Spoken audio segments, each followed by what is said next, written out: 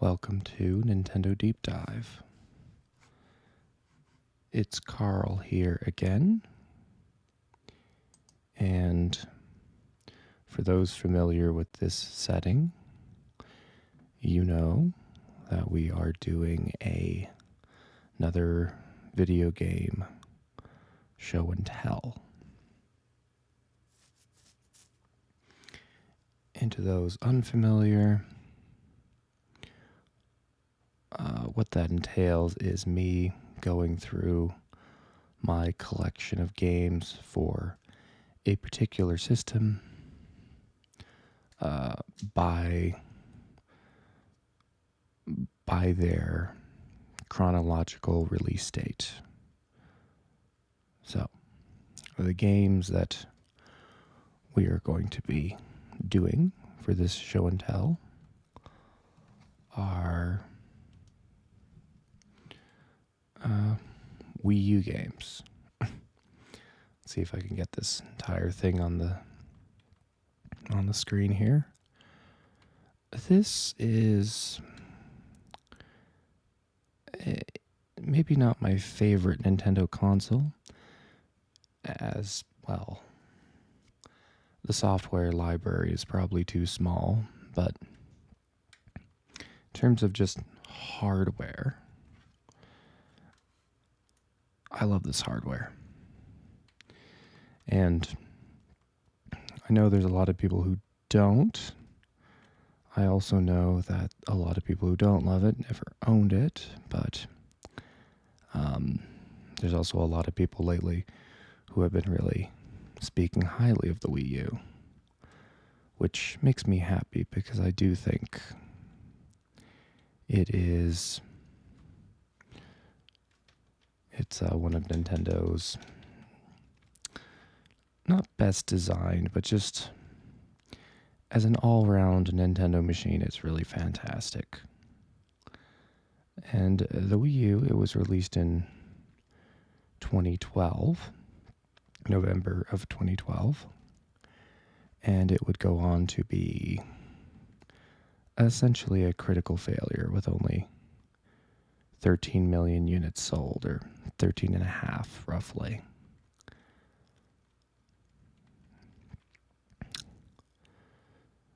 And it would essentially dwindle in software support in its final and fourth year, or its fourth and final year, rather, and would go on, or not go on, it would die out in ignominy, being replaced by the much more popular Switch. A lot of people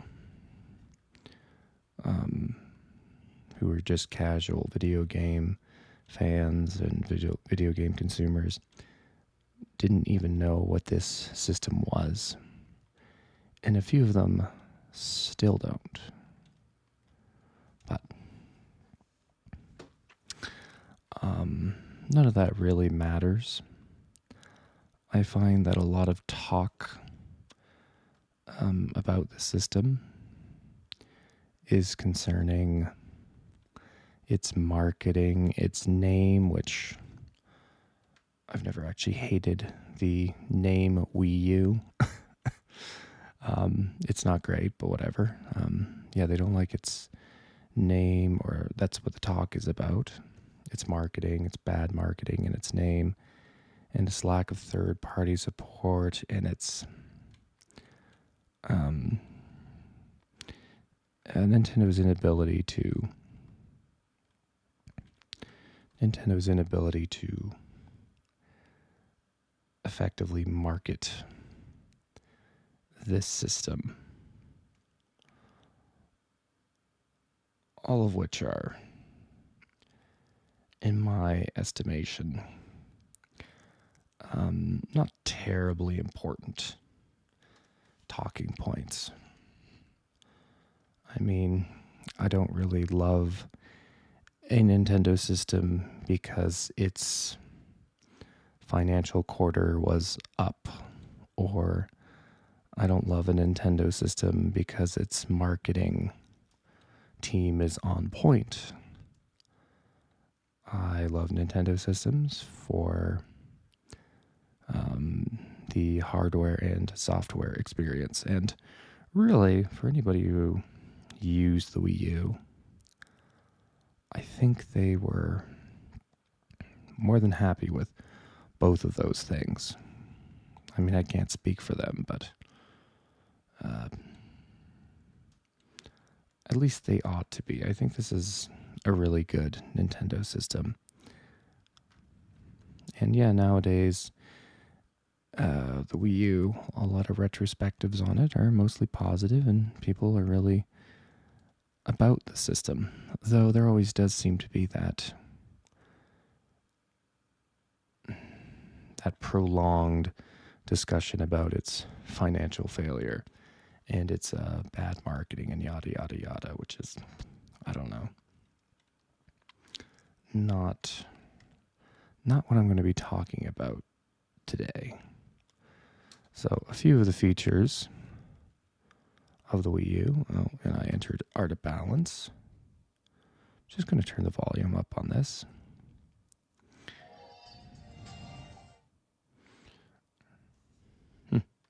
A few of the features. The main one being this tablet. Now I don't have the main screen up because it's over here generating some light. But they essentially took the DS's dual screen gaming and they transferred it over to consoles. And I am very much a fan of that. And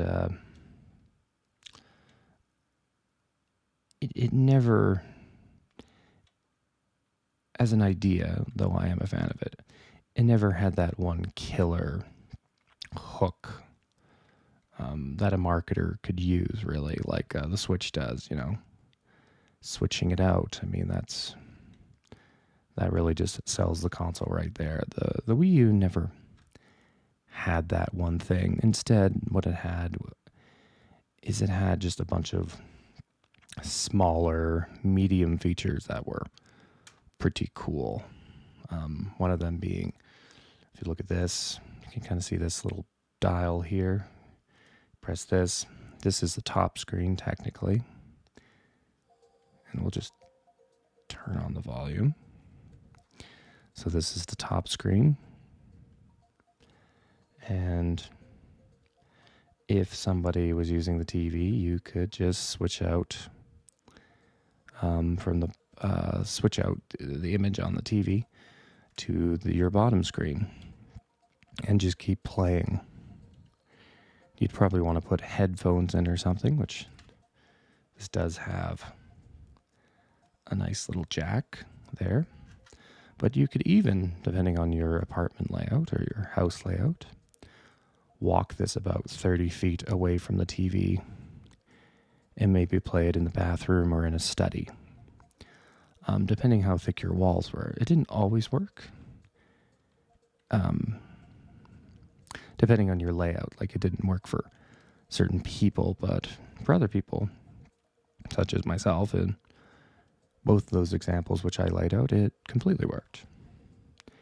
And it wasn't a feature I ever really used, but that was like one big feature that Nintendo was showcasing, particularly for the Japanese audience where there's only one television in the house, they were saying.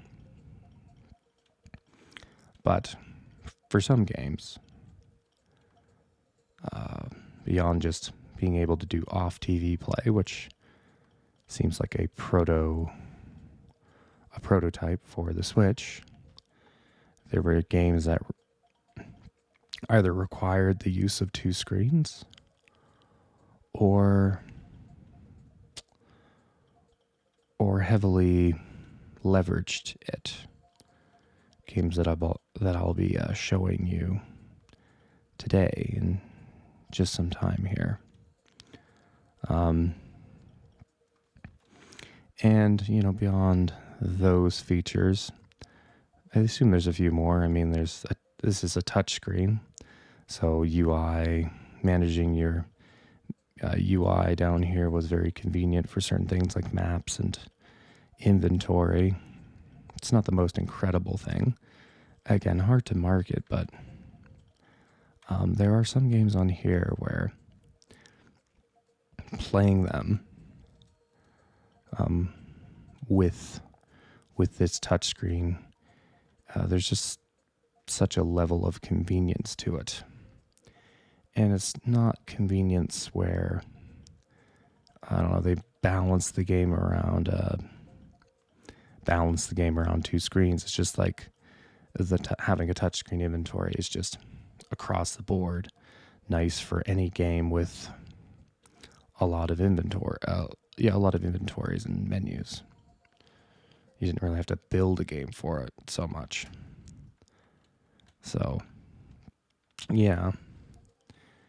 And then there's other games still where asymmetric multiplayer was a big factor. Games like Nintendo Land, where players on the gamepad were doing different things than the players on the main screen. And that was always fun and had a devious feeling to it. And there was this anticipation for the players on the main screen because they wanted a turn being the guy who got his own little screen, his own little secret screen. And I think that made party games fun, where you were essentially, and this doesn't sound necessarily super fun, but like you were waiting in line for like to play the special mode in those asymmetric multiplayers. And even how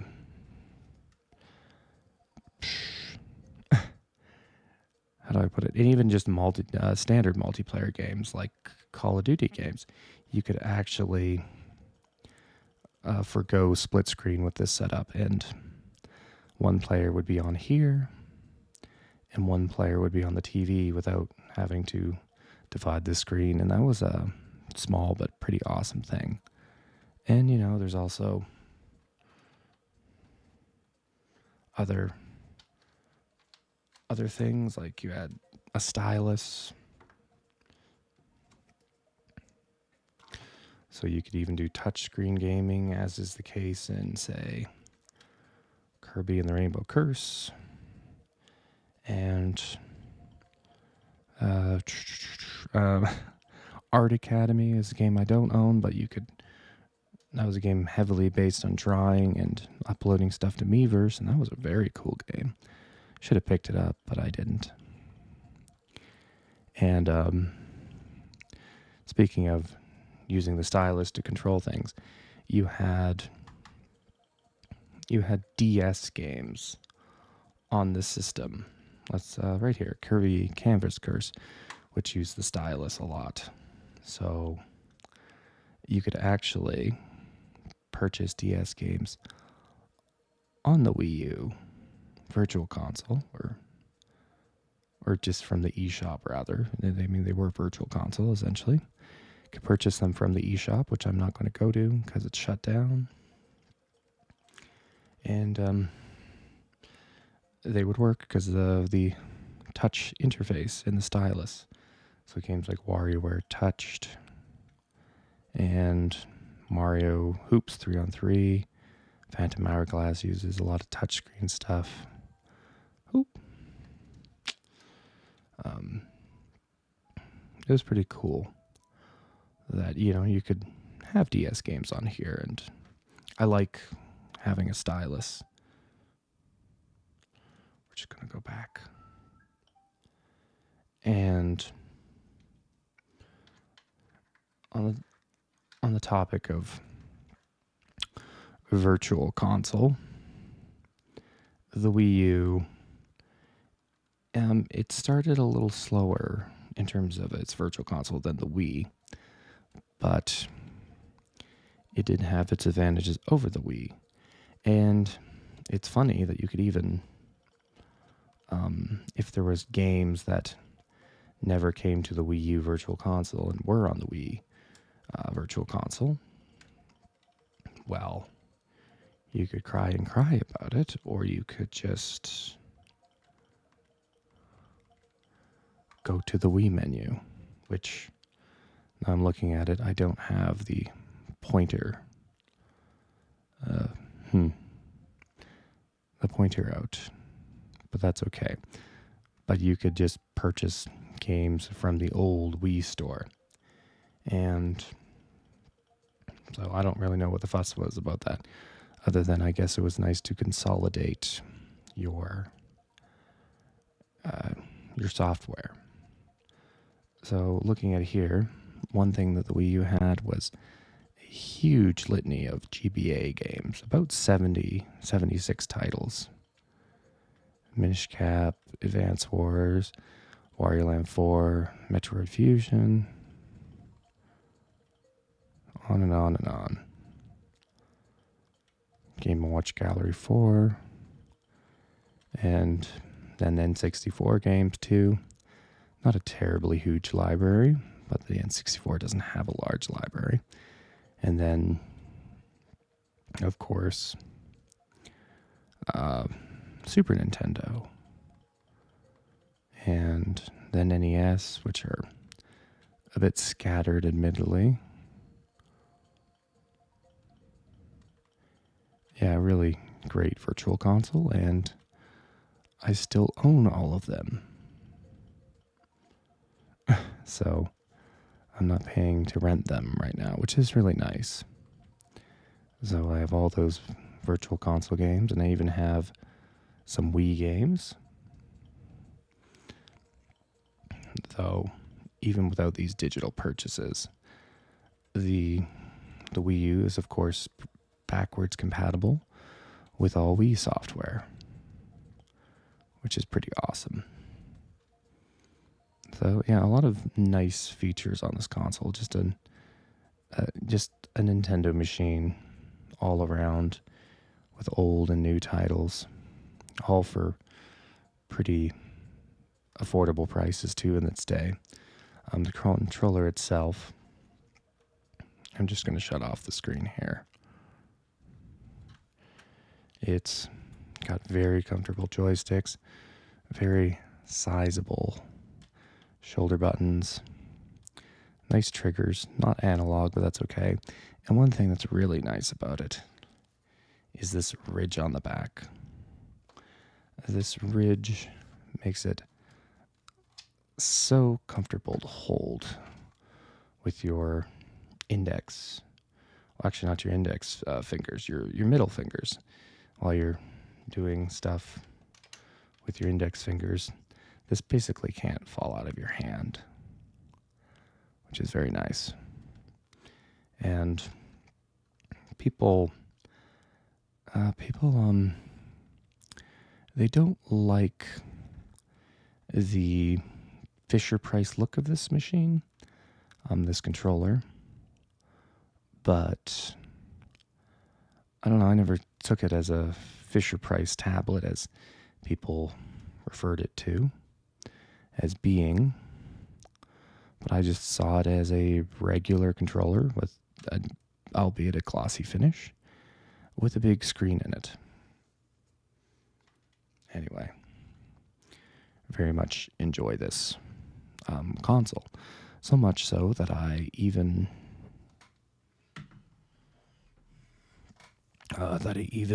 purchased a second one, just in case this one should fail one day.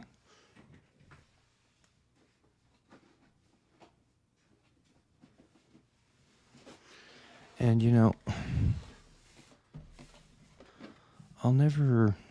I shouldn't say I'll never forget, but one of my favorite unboxing experience was with the Wii U console, and I had gotten the special edition, the Wind Waker special edition Wii U, and just the box it came in was magnificent and beautiful. And the gamepad, it was etched with gold Zelda iconography and emblems, and it was very beautiful. The console itself, the main unit, was unadorned, but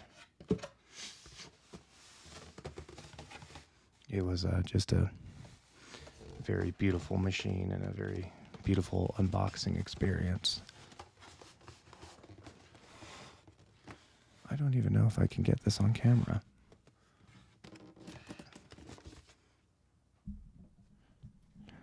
Okay, oop, excuse me.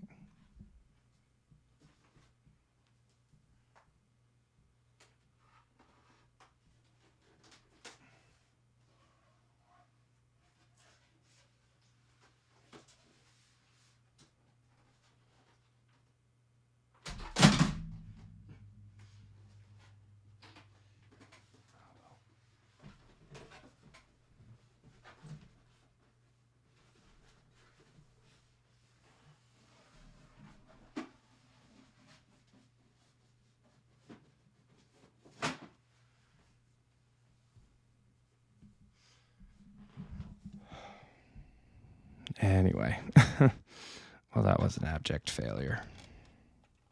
So here's a newer one. Sturdy machine, so it will have survived the drop just fine. Yeah.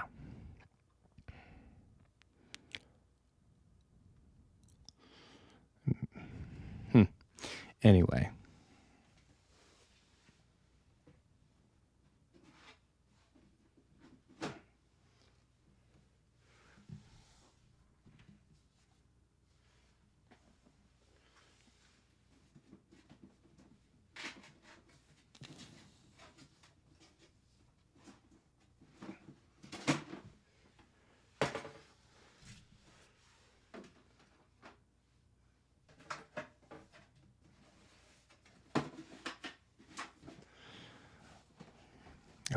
As it turns out, with this setup, I really can't give you a good look at that that new Wii U machine. So we'll forgo that. But just to say, my unboxing of the Wii U back in 2013, I think October, it was quite magical.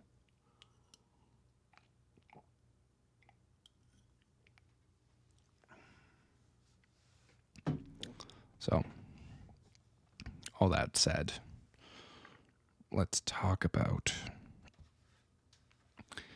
the software lineup.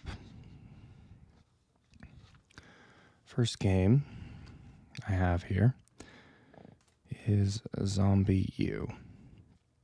This was a launch title for the Wii U, published by Ubisoft, and admittedly, this case is a little grimy, which is sort of fitting for the game aesthetic.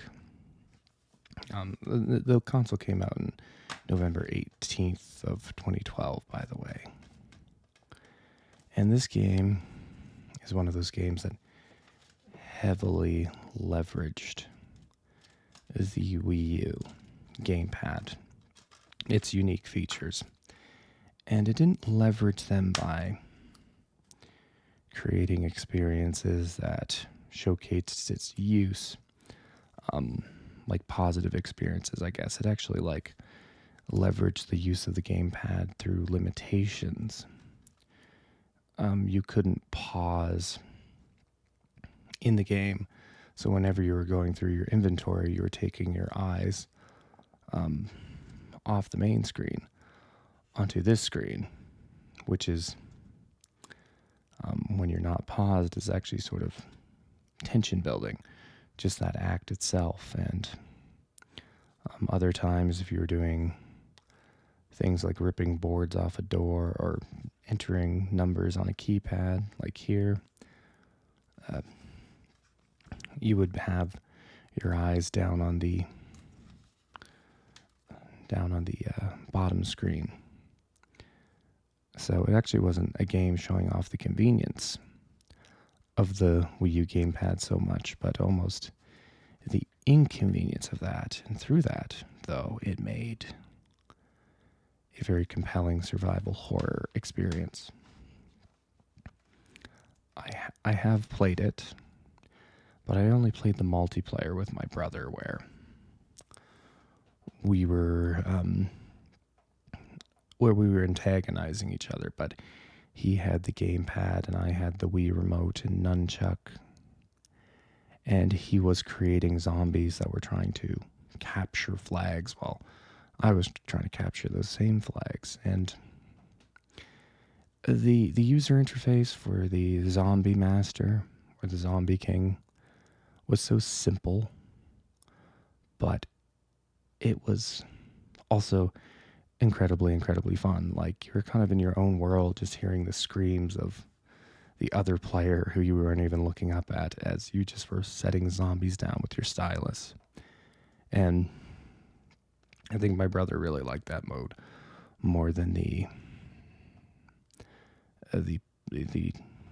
classic player mode, because he didn't want to give it up the couple times that we played for an hour apiece. And you could probably get half a dozen hours of fun just out of that mode without even touching the main campaign. This game, when it came out, it got low scores from IGN and GameSpot and other outlets, but it actually upswinged into the green on Metacritic. So, it's actually a pretty good game if we judge everything by what Metacritic says. Anywho, so a super unique game that could only really be done on the Wii U, even though they did port it to other systems. Now, after that, still on launch day, we got Sonic and All-Star Racing Transformed. That "and" symbol was eluding me, sorry. Published by Sega, of course. Developed by Sumo Digital. This game is a game I played long ago. Unfortunately, my general unfamiliarity with Sonic made me put this game down and not pick it up again. But I bought another copy of it, and I do remember the racing being very enjoyable. The Panzer Dragoon level that they show off in the demo is particularly striking. And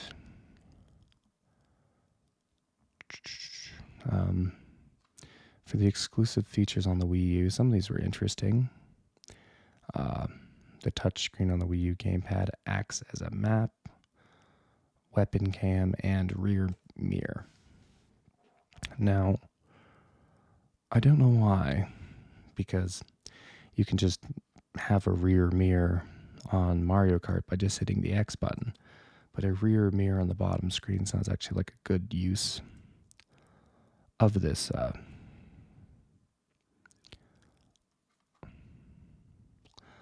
of the gamepad. Something about looking down at the rear view mirror rather than changing your entire screen, which to me is always a bit disorientating in Mario Kart. I could be full of it, but that sounds like a nice little feature. Having the rear view mirror down there to just glance at it rather than, disorientating your entire view for a moment.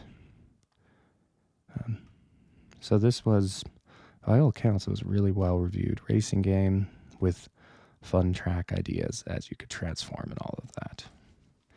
And kind of a pretty good arcade single player. So that was just launch day. Then we have Nintendo Land, which was packed in with most, if not all, deluxe models on launch day. And this game, I have a unpopular opinion, though I think a pretty well-rounded opinion. I really don't think the Wii U's launch was all that terrible. In fact, I would go to say that it was all around decent. I don't know if it's better than better than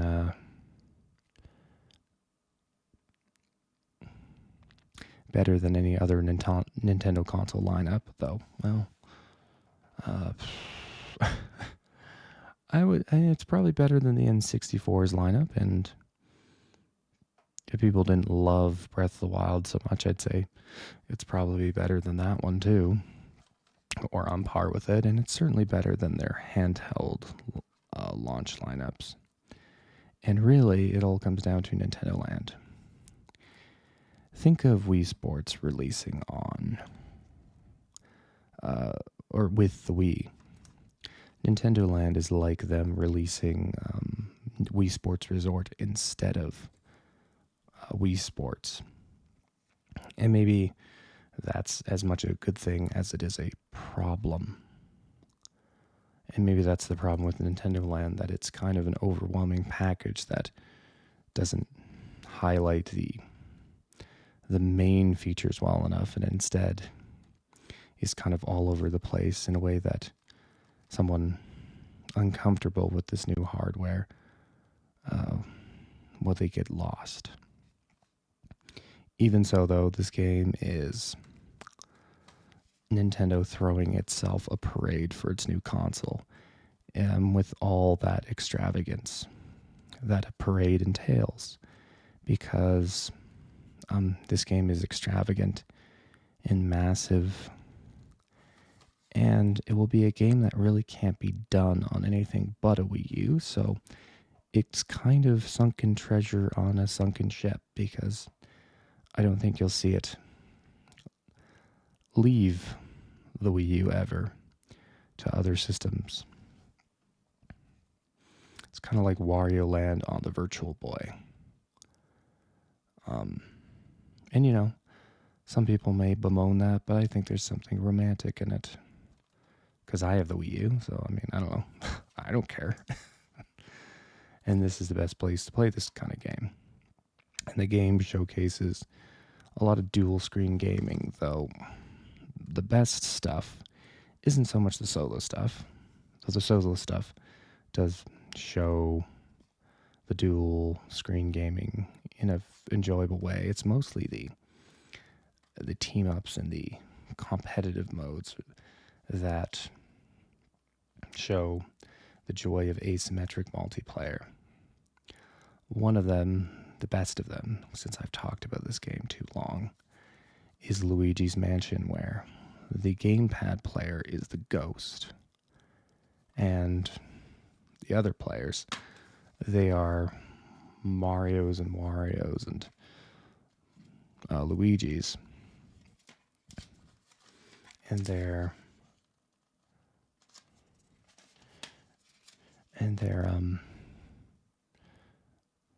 trying to catch the ghost with a light. And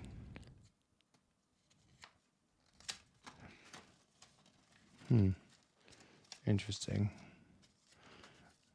They're trying to catch the ghost with the light, and by catching the ghost with the light, they burn him. But if they don't shine their light on the ghost, then the ghost can catch them from behind,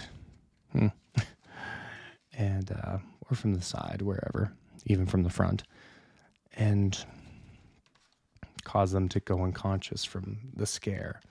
And if all the players go unconscious, then the ghost wins. But if the ghost gets shown enough, then he loses, and they win. A simple concept, kind of a game of tag, competitive tag, where both sides are trying to tag each other simultaneously. But ridiculously fun for such a simple concept.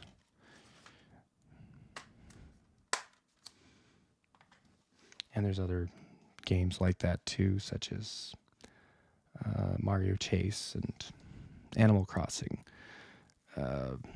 Sweet Day, I think that's what it's called. Super fun, and I'm not going to go into it more, but that was another game that showcased such things.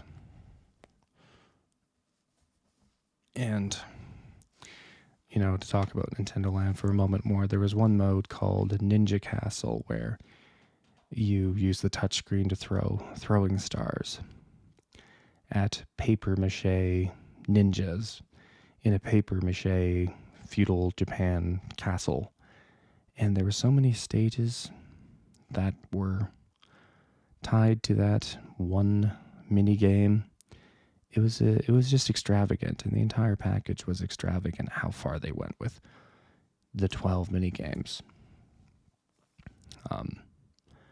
and really that's why I think the Wii launch or the Wii U launch was pretty decent, because Nintendo Land was a massive package overall, and you already had a zombie horror title and then a good racing title to go with it. So I don't know.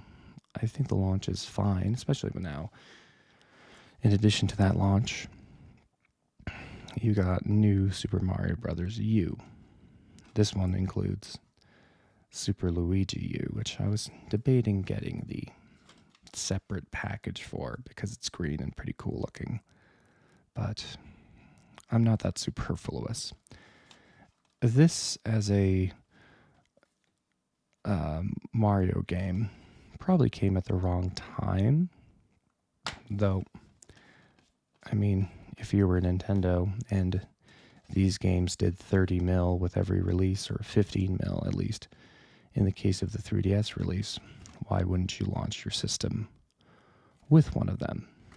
And I think this was like the third highest selling game on the Wii U, so I don't know. People complain about its release, but at the same time, I don't know. It kind of makes sense why they did. And overall, I think it's the best new Super Mario Brothers game. Not by a long shot, but the level design's very good, and when you include this DLC that came 1 or 2 months after, it's easily the best Mario Brothers game, new Super Mario Brothers game, that is. This by itself is wonderful. I almost thought I could include it as its own game, but I think instead it just sort of strengthens, the package of New Super Mario Bros. U, which, as a game, well, it's not incredible, but it's just good. And with New Super Luigi U, it's very good. And to change gears for a second, I really like the spine of Wii U games.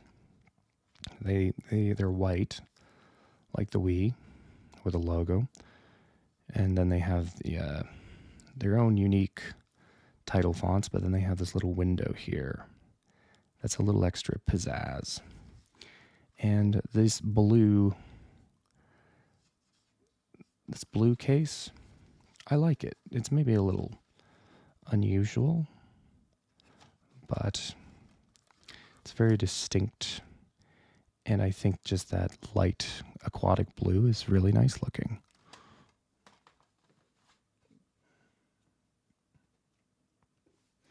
But yeah, New Super Mario Bros. U, it's one of those, but the best one. And that came out on launch day as well. And also coming out on launch day,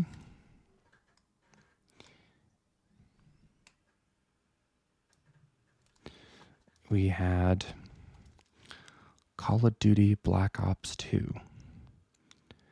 Now, this is an interesting game because it is one of the only Call of Duty games to come out on a Nintendo system and be at full parity with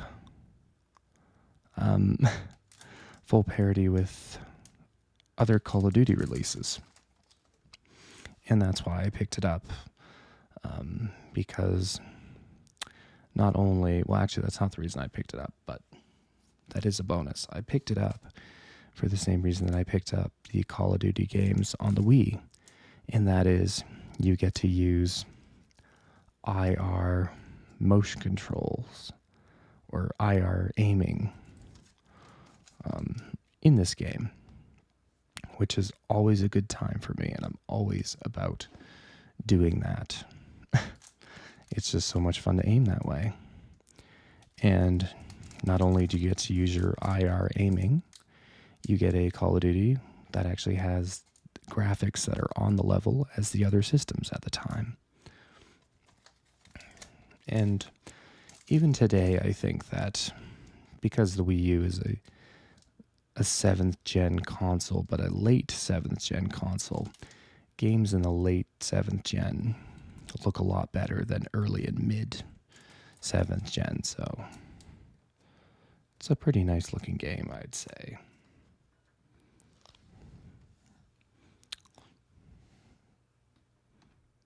Just going to move my camera back a touch.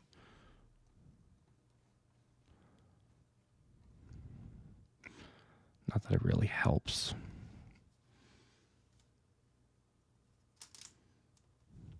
So after Call of Duty Black Ops 2, which I didn't mention this, but that's one of the strongest Call of Duty titles too. So there's that. After Call of Duty Black Ops, we got Rabbids Land, which this is sort of a speculative purchase as the reviews for this one are not so hot. The main reason being that you have one board, and that board, that one party board, is pretty dull. And this is, I'm getting ahead of myself. This is a Mario Party style game, but there's only one board, and it's quite dull. And more than that, all the mini games you play are 2-player. And they're 2-player in a 4-player game, so you'll always have 2 players subbed out. Even so, the reason I bought it is because the reason all these games are 2-player is because it's all about facing off one player on the top screen against one player on the bottom screen. So there's at least maybe 30 asymmetric multiplayer games in this, and that seems worth trying out, as the asymmetric multiplayer experience on the Wii U is so much fun. And it goes back to that notion of just being that player waiting for your turn on the special device on the secret screen. But that might not actually be a terribly good game. And after Rabbids Land, well, we have one more launch title. And I don't own it physical. I was thinking about it, but I don't think it's required. And that would be Darksiders 2. Now, Darksiders 2 did come out 3 months prior on the PS3 and Xbox 360. And maybe I sound a little defensive, but I think that's a relative launch window parity for that game to matter on the Wii U right here, especially since in that 3-month period, the developers ironed out many of its glitches, which there were a few on launch. They included all of the DLC for free, and also it had Wii U gamepad features like inventory management and map management, which not revolutionary or exciting, but overall it made Darksiders 2 at the time, and maybe even today, the definitive Darksiders experience, or Darksiders 2 experience. So, again, yeah, it came out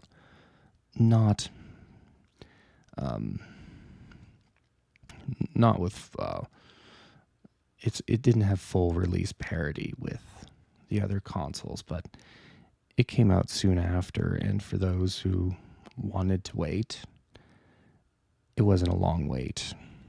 So I included Darksiders 2.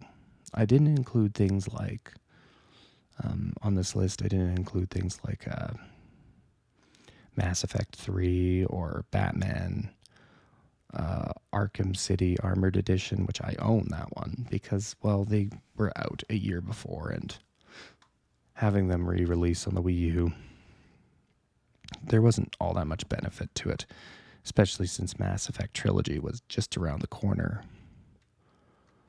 or releasing at the same time on other systems.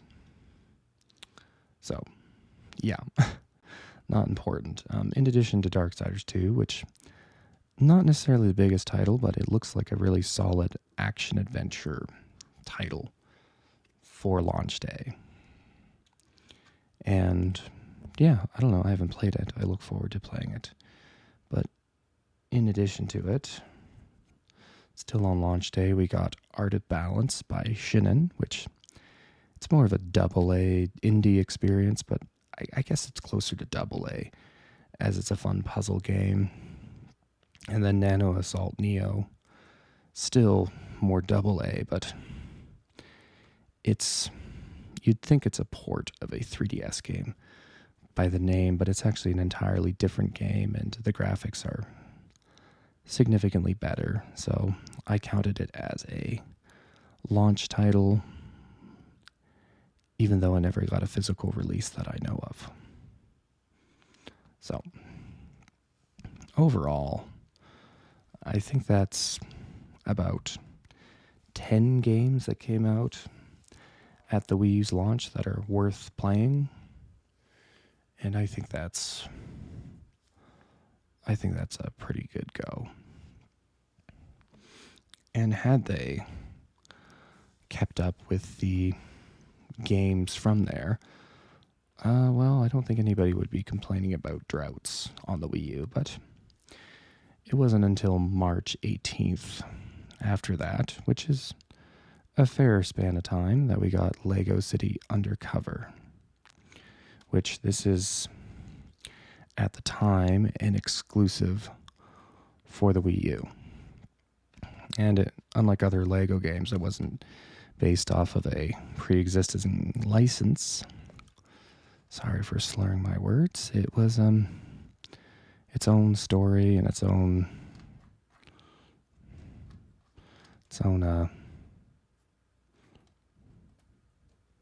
just got some schmutz on there, sorry. Its own intellectual property, or whatever you want to say. I guess you could say it's based off the City franchise from Lego. But this was a open world Lego game fashioned after GTA, but with Lego characters, and more lighthearted and funnier, I guess, though kind of targeted at children as much as it was targeted at adults. Purportedly a very good game and a very good exclusive.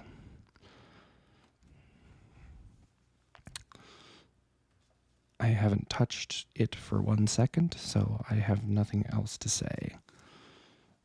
After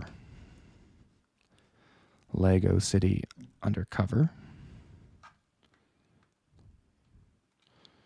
the next game to come out, excuse me,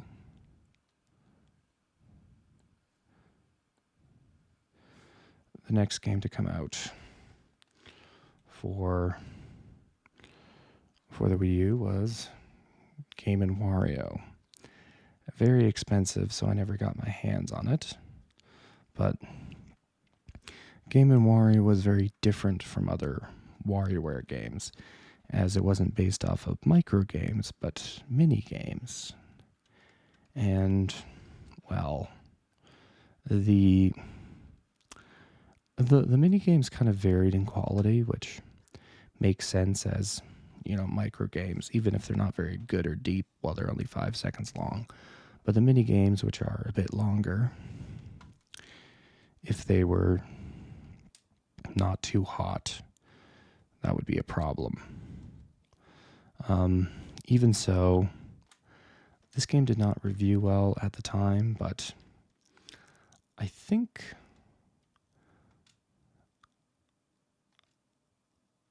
I don't know how to put it other than I think like people, as time has gone on, this game definitely has its own legacy due to things like Gamer up here, which Gamer is probably the most ingenious thing done on the Wii U gamepad or done with the Wii U hardware and done in WarioWare. As a Gamer, which is featured in Smash Brothers and elsewhere, again, it's all about not showing what the not making experience optimized for dual screen gaming, but making an experience that is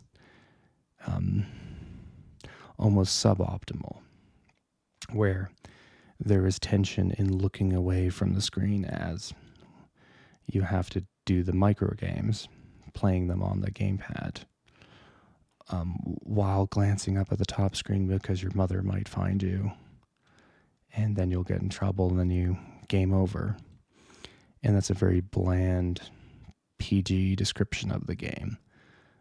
the events that take place in the game, as there's a very absurd thematic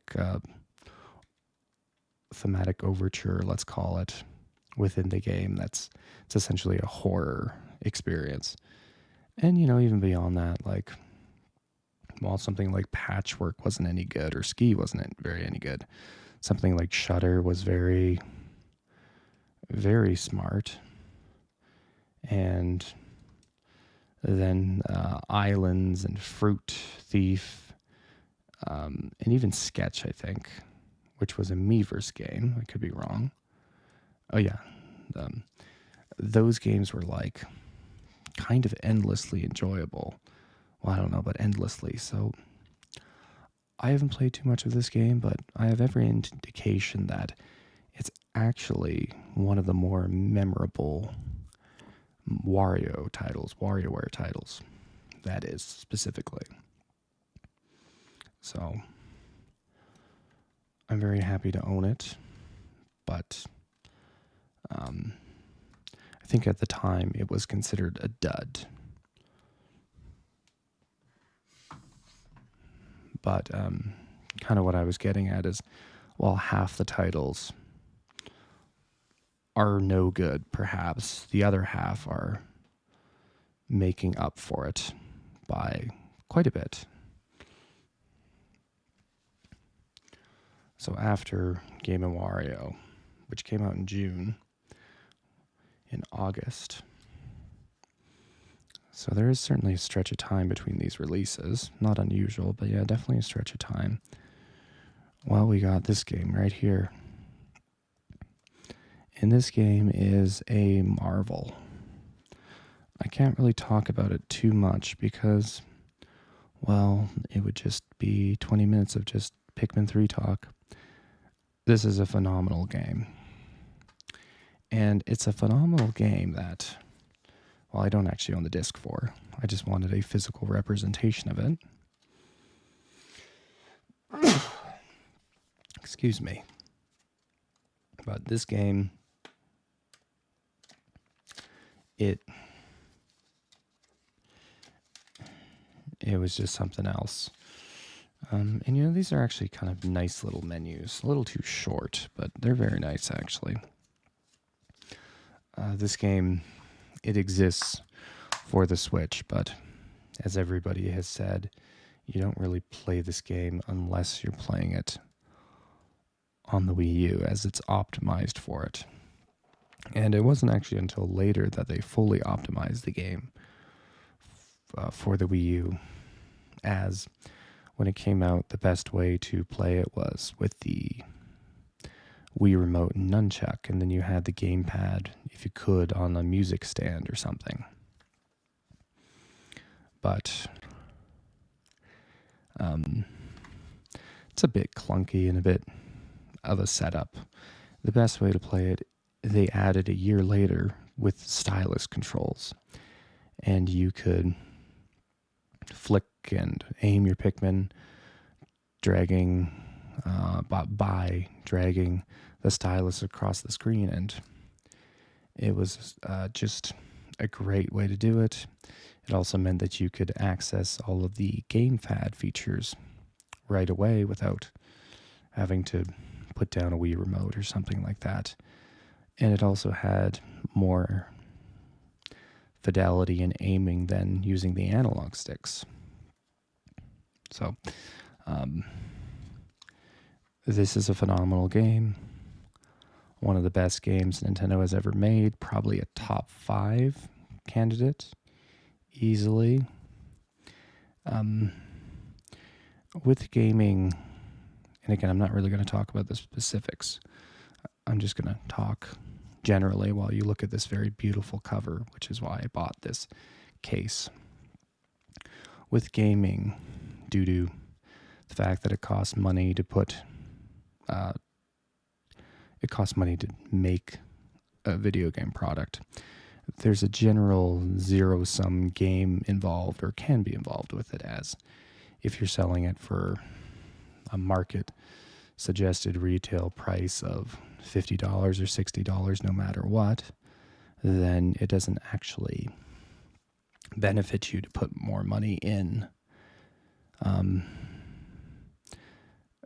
than your set budget, to keep your profit margins. And so generally, if games are highlighting one feature, one big new feature to tell you that this game is bigger and better than ever, other things will be neglected. It just makes sense. More money goes into this, that leaves less money to go into that. Emphasis on single player, less emphasis on multiplayer, unless they can kind of package the multiplayer with older stuff. But Pikmin 3, they put so much effort into one thing, into one aspect of it, like the menu design, and it doesn't come at the cost of something else. Something else doesn't suffer because of it. The single player is fantastic, but then the multiplayer offerings are also fantastic. You can even bigger than the single player offerings, which people have said are short, but your first time through it'll probably take you 20 hours. So I think it took me 30 actually. So the idea that the single player short is kind of silly, but regardless, the multiplayer is massive. The menus are fantastic. The UI design is wonderful. So you might think that just the baseline graphics would be suffering. No, they don't. And same with the effects, like the graphical effects are really good in that game. So you would think that, yeah, maybe the baseline graphics, the textures would be a little more so-so. And some of the ground textures are a bit flat, but otherwise, though, the baseline graphics are beautiful. There's just nothing about that game where somebody phoned it in, it would seem. And beyond just having marvelous gameplay, that makes this game truly excellent. And, even though it's on other systems, if you want to play Pikmin 3, you should pay the $100 to pick up a Wii U to do it, and then you can find that for maybe $15. So, praise for Pikmin 3 aside. In, I think, August as well, we got Tom Clancy's Splinter Cell Blacklist, which there was a bit of controversy around this game in that Michael Ironside was not voicing Sam Fisher, but I've actually heard Splinter Cell fans say that this is the best Splinter Cell by a long stretch.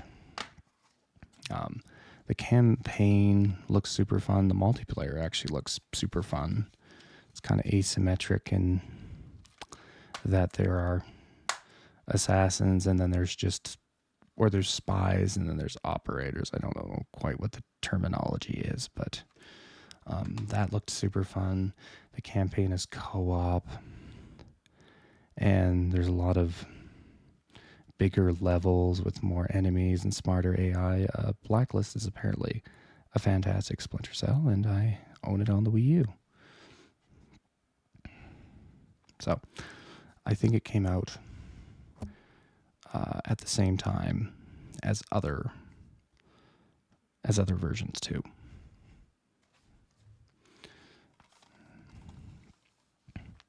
And after Splinter Cell Blacklist came out, and you can kind of see that we're actually picking up steam in 2013. In early September, just 2 weeks after Splinter Cell Blacklist, we got a new exclusive with the wonderful 101. And this is a marvelous piece of box art here. This was developed by Platinum Games. And when you look at it, you almost think it's almost like a Pikmin game, as you are controlling all of these little dudes.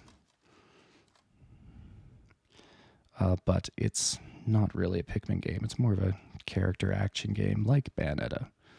But even then, it's very, very different. The game is full of so many wonderful ideas and changes of pace, and lots of fun little gameplay quirks,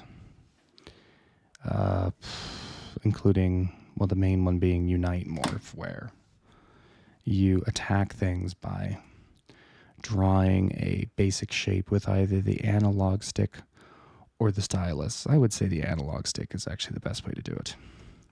So you draw an L shape for a gun, or a line for a sword, or a circle for a fist, or a zigzag for a whip. And then those are your basic forms of attack. And the bigger you draw these things, the stronger and larger these attacks are. And basically the 100 heroes, I don't know where the 101 comes from. Maybe that's a story thing. The 100 heroes comprise these objects that you are constructing. And there's lots of other things too, like you can do basic traversal with this shape drawing system. Drawing ladders, drawing gliders with a triangle shape. And it's all isometric and very cartoony. And it's just a ton of fun.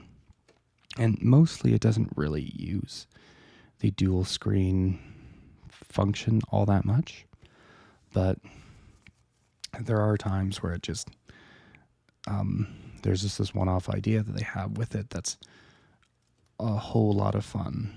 The one that I can think of being, you are flying an enemy frigate on the top screen, by having your characters on the bottom screen run around and hit floor switches to make the vehicle go left or right, or up or down on the vertical axes. And while you're doing that on the bottom screen, you see your vehicle moving. And I remember my vehicle became unresponsive on the top screen. It was taking hits, and then I looked down, and an enemy had infiltrated my vehicle and knocked out all my little dudes, so they weren't doing anything, as I had just been speculatively moving them left and right, thinking they were up and about. It's super funny idea, and there's not a lot of uses that are smart like that, but there's a few more. I think overall that's the thing with the Wii U. It never had that killer hook, because a lot of the best ideas with the Wii U gamepad were kind of one-off ideas or side modes. But I still appreciate that, because even if the even if the dual screens weren't in use as a controller, it's still just a very functional controller, albeit with a relatively short battery life. And yeah, I think that's very valuable to me. Just having a one-off idea that's fun rather than earth-shattering or disruptive, even like the Wii technology was, as much as I really enjoy Wii technology. So, I don't know. Wonderful 101, though. Super solid, exclusive. And after Wonderful 101...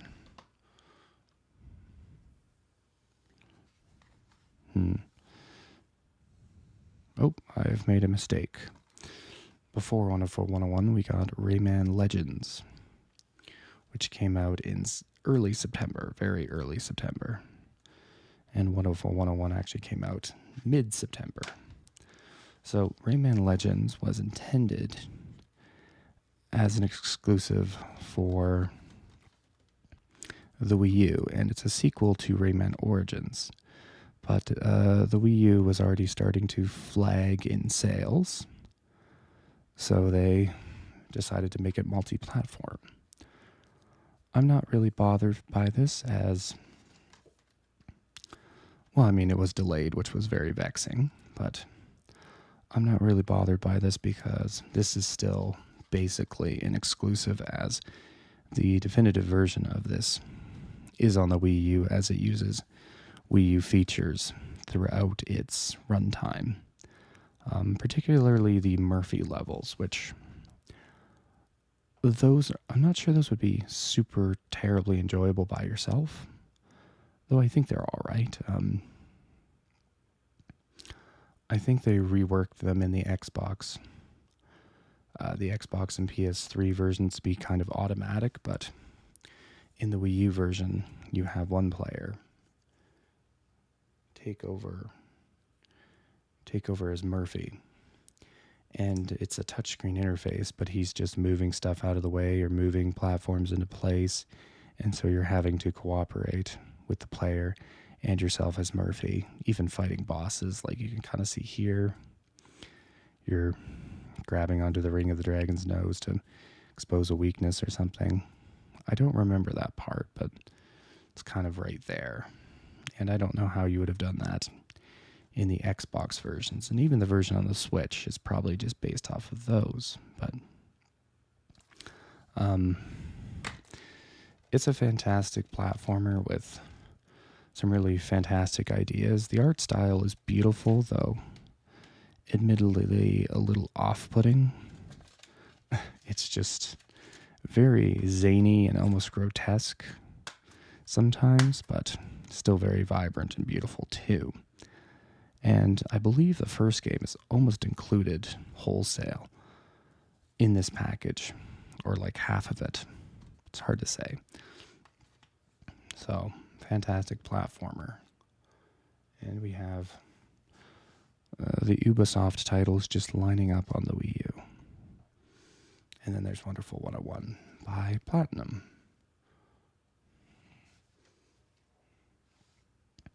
Then we have this beauty here, The Legend of Zelda Wind Waker, which came out October 4th of 2013. And this game, I include it as an original title on the Wii U because its additions and even some of its subtractions, let's be real, make it a unique experience only on the Wii U. And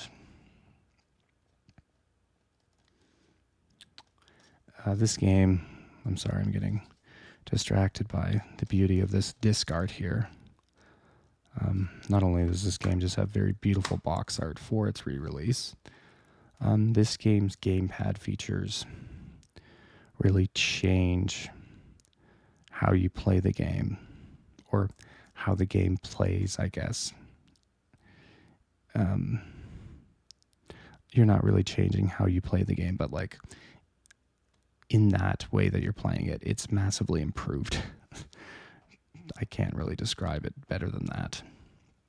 And they added a lot of things for this game.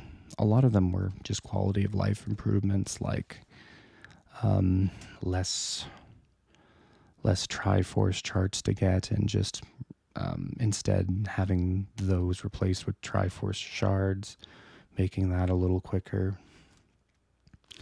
And they added gyro aiming for the bows and the boomerangs. And you also could move around while aiming too, which was very nice. And that makes that stuff actually really enjoyable. The Wind Waker original, its aiming is quite stiff. Still workable, but it's quite stiff. But the big thing was, on the open sea, you could see which way you were going as you were picking your wind direction without having to pause the screen before doing it. Because sometimes you would set the wind and you realized you were like a tick off. And in practice, in the original game, that didn't really matter, but it sort of just, in your mind, you thought maybe it could matter.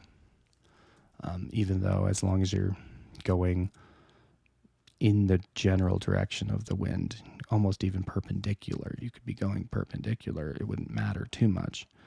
But with this version, you could just set the wind perfectly with your rather perfectly in the intended direction without having to pause, and it was very seamless.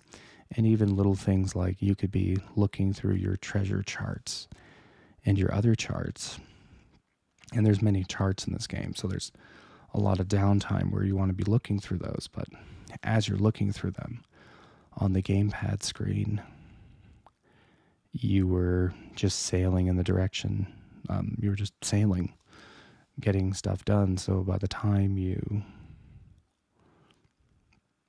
were looking, or by the time you were done looking through your charts, you were already at your destination in a way, which is very fun multitasking. And that's my favorite thing about this game. And it's,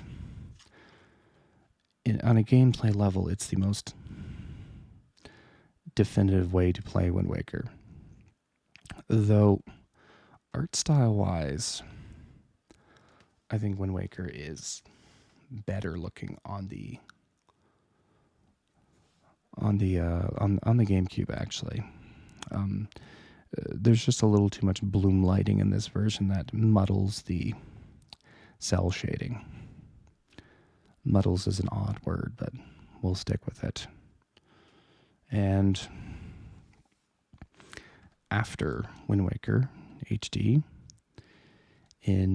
still in October, we got another exclusive, though I think it was out on PC as well.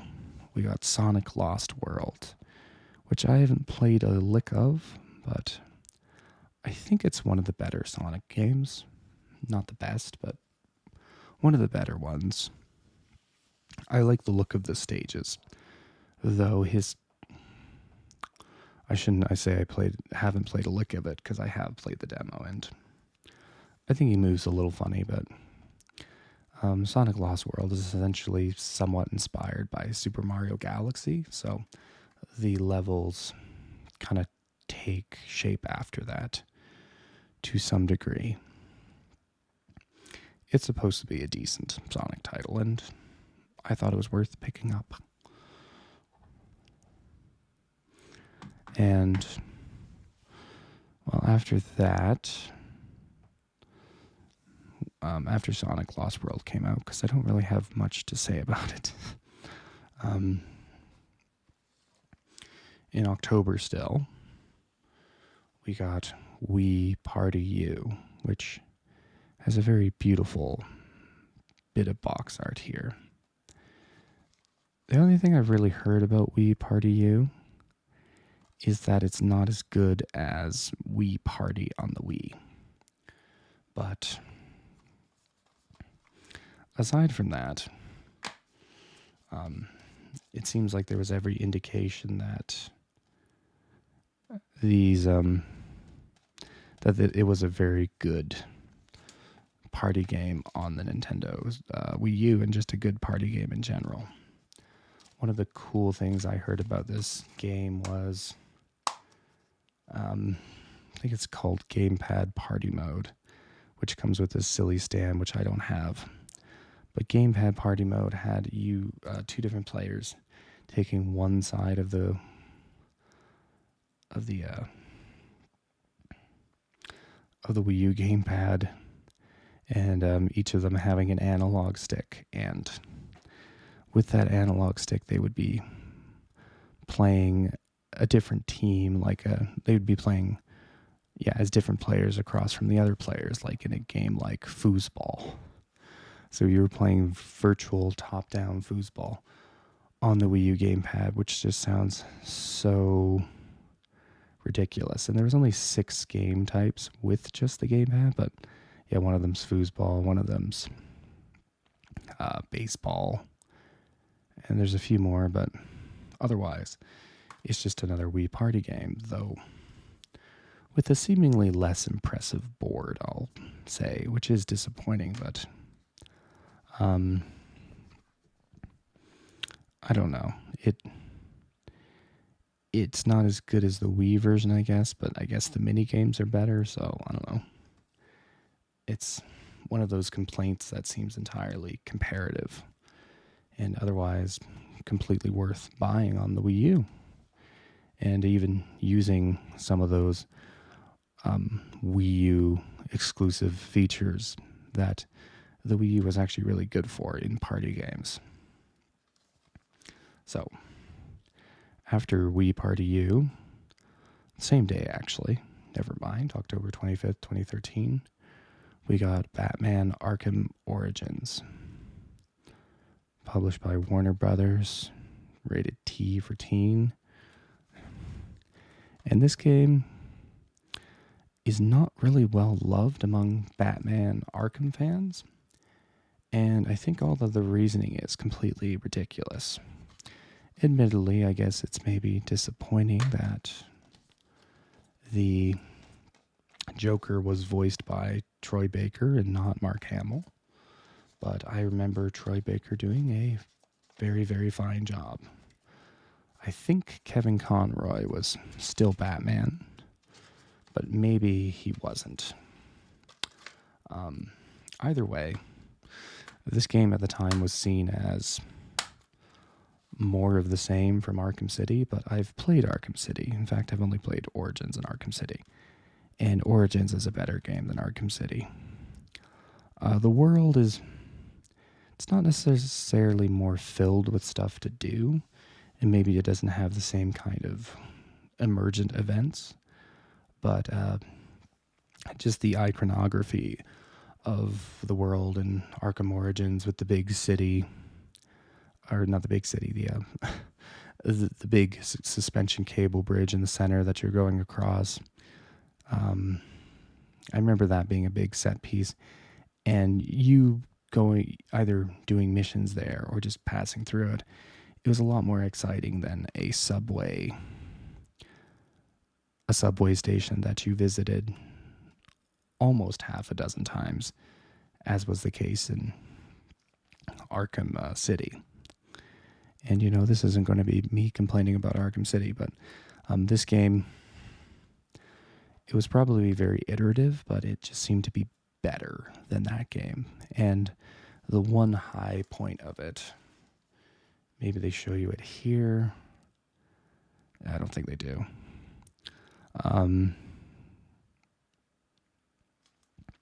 The one high point of it is the boss fights, particularly Bane and Deathstroke, and even Firefly. All very good. I remember Mr. Freeze being well liked back in the day, and it's fine, but these boss fights are very enjoyable, and they were the high point of this game, and the high point in terms of boss fights in the series. And I think people have started kind of singing this game's praises as being very underrated, because there's really nothing wrong with it. And I don't know. Sometimes people just are, um, they just get fatigued by a franchise, and whatever game came out during that fatigue is now the whipping boy for for that reason, that it was the one that they became fatigued or were fatigued when it came out. But that game came out for the Wii U as well as other systems, day and date, and was very, very good. So after Arkham Origins, we got Wii Fit U. And, well, I haven't played this game, but it's apparently the best Wii Fit game. And a lot of stuff takes place on Woohoo Island, which is really fun, and apparently all the mini games in this version are the best mini games. I actually do intend to maybe try to get in shape with this game. Though, who's to say when that will happen? I mean, by this point, I suppose Wii Fit was kind of not exciting anymore, but they did a good version of it on this system. Maybe even the best version. And I think with Wii Fit U, you can kind of see games like Nintendo Land, wherever that is. It's just right here. Yeah, with Nintendo Land and Game & Wario owned digitally, and then Wii Party U and Wii Fit U, they still were trying to live up to the Wii name on this system, as it is a continuation, even though another aspect of the system was that they were trying to appeal to hardcore gamers as well, but they also wanted to play to their casual audience still. But after Wii Fit U, I'm not really sure there is any more Wii style games coming out for the systems that would really leverage Mii's, or not systems, games that would really leverage Mii's and stuff like that. So yeah, it's interesting, but even without the success of their casual party, I've been talking too much. Even without the success of their casual titles, they still put out some really good ones on the system. And, well, I don't know, that's good enough for me. I don't love these games, or games collectively, I guess. I don't love these games or games in general because they're financially successful. And so, with all that said, after Wii Fit U, which came out in November, the first day of November, in just a few days after that, we got Call of Duty Ghosts, which has a very beautiful back panel here. And I said that Black Ops 2 is considered one of the best Call of Duties, whereas this one is considered, I think it's considered one of the worst, or not, well, it's hard to say. I think with time, it's actually probably looked at more favorably. But that doesn't matter to me, as I bought it because I always want another shooter with IR aiming, which this has. And beyond that, even without online, there's actually a lot of good single-player options on this game, such as bots and multiplayer. It has a zombie mode that uses not zombies this time, and it's like kind of set up like a campaign. And in addition to a bunch of other nice Wii features, Wii U gamepad features like asymmetric split screen, if that's what we want to call it. Yeah, I thought this was definitely worth owning. Even if it's not the best Call of Duty, I will have a fun time with it because of the controls. And I think we're going to stop this part. We're going to stop here and come back for a part 2 for my Wii U games show and tell. So please look forward to that and continue watching on to part 2. Thank you.